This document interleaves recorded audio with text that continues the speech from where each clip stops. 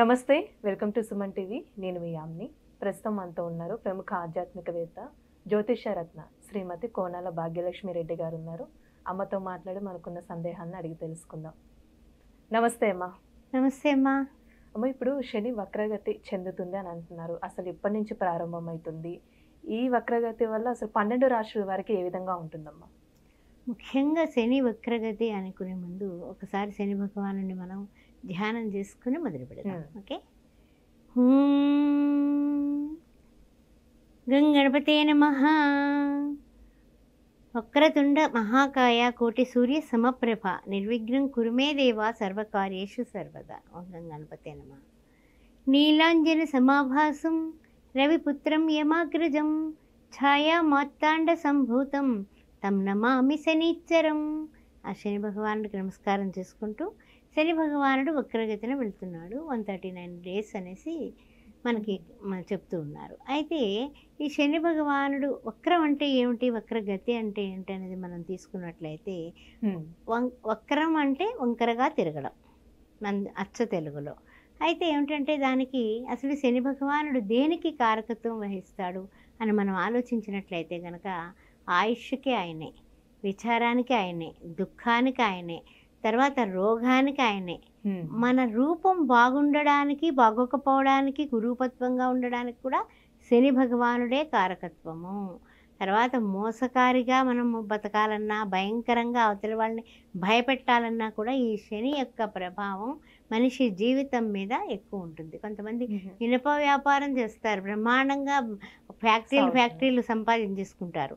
కొంతమంది ఓన్లీ నూనె అమ్ముతారు, ఇంక వేరే ఏమీ అమ్మరు. వాళ్ళ పేరు నూనె ప్లస్ అనేసి ఆయిల్ వాళ్ళని ఏదో పిలుస్తూ ఉంటారు మర్చెంట్స్.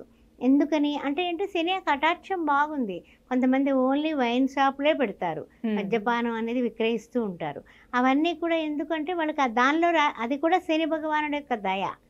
అంటే ఏమిటంటే ఏమైతే కష్టాలు, నష్టాలు, బాధలు, బెంగల్ అన్నీ ఉంటాయో అలాగే సుఖాలు, ఆ సుఖాల్లో ఏ ఏ వ్యాపారాలు ఈ శని భగవానుడు కటాక్షం అంటే లాభిస్తాయో కూడా మనం ఇక్కడ తెలుసుకోవాల్సిన విషయం. అలాంటిది కొంతమంది మాంసం విక్రయిస్తారు, అది కూడా శని భగవానుడే. హోటల్స్, రెస్టారెంట్లు, పబ్బులు, రాత్రి మాటలు వెళ్ళేటటువంటి క్లబ్బులు, పబ్బులు అన్నింటికీ ఈయనే. పాడుపడిన ఇళ్ళు, పాత వస్త్రాలు, విరిగిపోయిన వస్త్రాలు ఇంట్లో ఉంచుకోవద్దని చెప్తూ ఉంటాం కదా, వాటిలన్నింటికీ శని భగవానుడే కారకుడు.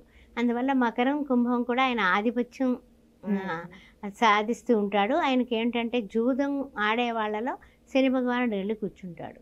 అయితే కుబేరులన్నా అవుతారు, లేదా పాతాళానికి వెళ్ళిపోయేటట్టు చేస్తాడు. సరే, ఇంత బాగుంది కదా, మరి అష్టమాధిపతిగా శని భగవానుడు ఉన్నాడు. మరి ఈ శని భగవానుడికి అష్టమాధిపతిగా ఉన్నాడు అనుకోండి, వాళ్ళకి ఏంటంటే కష్టాలు, నిష్ఠూరాలు, మరణం ఇలాంటివి కూడా తొందరగా సంభవించే యోగం ఉంది. కాబట్టి శని అంటే అమ్మో శని, లేకపోతే ఎవరైనా జిడ్లా పట్టుకున్నారనుకోండి, శనిలా పట్టుకున్నావు, ఇలాంటి మాటలు మనకు వాడుకగా వచ్చేసాయి. అలాంటి ఈ యొక్క శని భగవానుడు వెనక్కి వెళ్ళి ముందుకు రావడం కానీ, తర్వాత ఇంకేంటంటే కొంతమంది పౌరుషం లేకుండా ఉంటారు. ఏంటి అసలు పౌరుషం లేదు, ఎన్ని మాటలన్నా సరే ఎంతే వచ్చి కూర్చుంటున్నాడు, అలా తిడుతూ ఉంటాం కదా, వాటిలన్నింటికీ కూడా శని యొక్క ప్రభావం కనబడుతూ ఉంటుందా. అయితే ఏంటంటే కనుక ఒక్క పనికి 3 సార్లు హార్డ్ వర్క్ చేస్తే తప్ప సక్సెస్ అవ్వలేరు.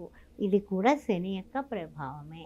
ఈ శని ప్రభావ కారకత్వాలు మనం చెప్పుకున్నాం కదా, ఇంకా మనం విషయంలోకి వెళ్ళిపోదాం. 12 రాశుల వారికి శని భగవానుడు వలన కలిగేటటువంటి శుభ లేకపోతే ఏమైనా కష్టాలు పెడతాడా, ఏ రాశుల వారికి ఎలా ఉండబోతుంది అనే విషయాన్ని మనం ఇప్పుడు పరిశీలిద్దాం. అమ్మ, ఇప్పుడు వృషభ రాశి వారికి అసలు ఏ విధంగా ఉంటుందమ్మా ఈ శని వక్రగతి వల్ల?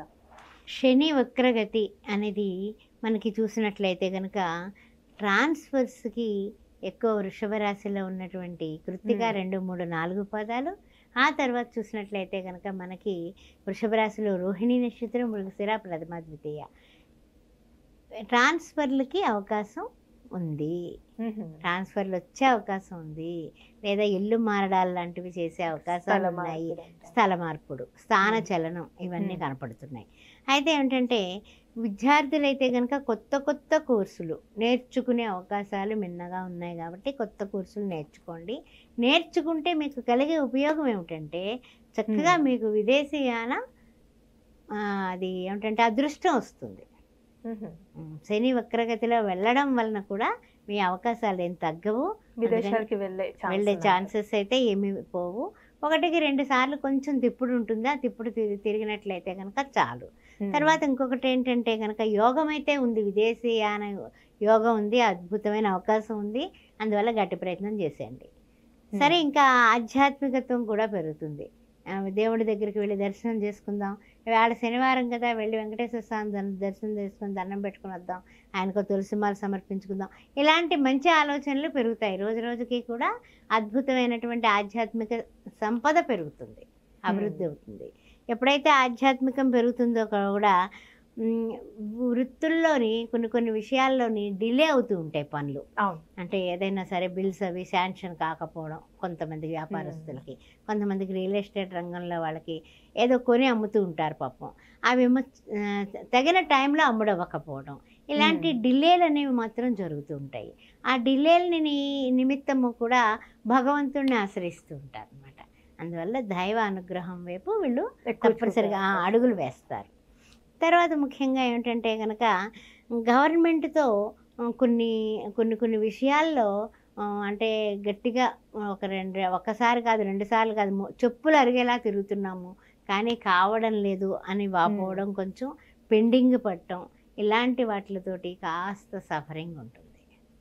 వృషభ రాశి వారికి కొంచెం సఫరింగ్ ఉంటుంది. తర్వాత ఏంటంటే కనుక కొన్ని బాధ్యతలు ఉంటాయి కదా, ఏదో మనకి అక్క చెల్లెళ్ళు, అన్న తమ్ముళ్ళు, కుటుంబం అంటే అన్ని రకాలుగా బంధుమిత్రులు అందరూ ఉంటారు.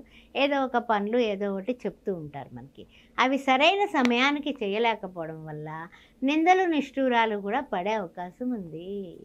నేను చేసేస్తా, ఎంతసేపు చిటికలో చేస్తా అని మనము వాగ్దానాలు చేస్తాం కదా, ఆ విషయానికి కొంచెం దూరంగా ఉండడం అనేది శ్రేయోదాయకం. అంటే ఇప్పుడు వ్యాపారస్తులకి ఏ విధంగా ఉండొచ్చమ్మా? అంటే వ్యాపారస్తులకి ఎలా ఉంటుందంటే కనుక కొంచెం అలర్ట్గానే ఉండాలమ్మా. పెట్టుబడుల విషయంలో కొంచెం అలర్ట్గా ఉండవే మంచిది.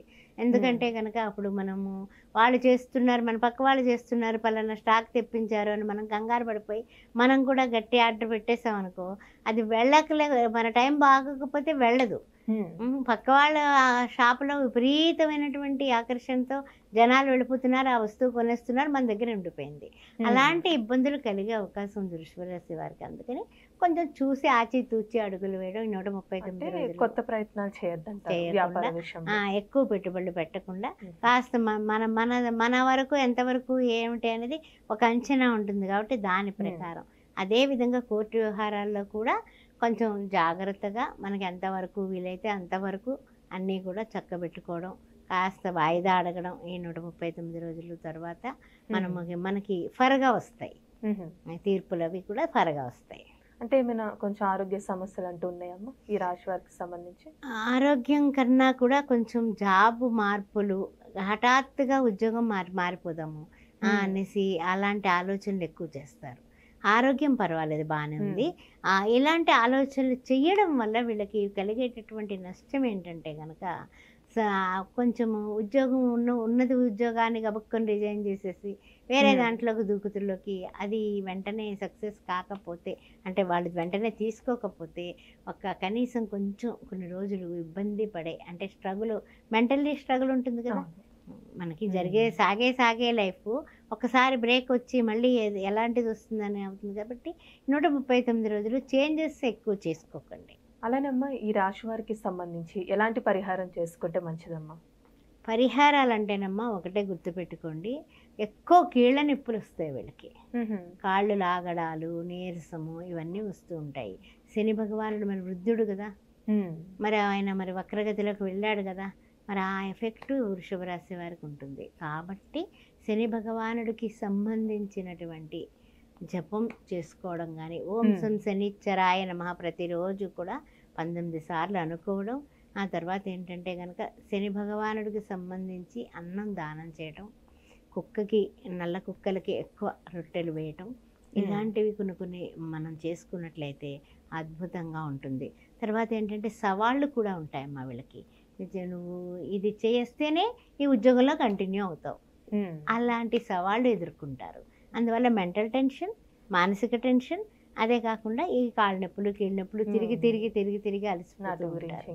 అందువల్ల ఇవన్నీ జాగ్రత్త. ఎవరికైనా చెప్పుల చేత కూడా శనివారం పూట మీరు పంచుతూ ఉండండి. ఈ పరిహారంగా చేస్తే మంచిదండి. చాలా చక్కగా తెలియజేస్తారమ్మా. ధన్యవాదాలు మీకు. శ్రీమాత్రే నమః.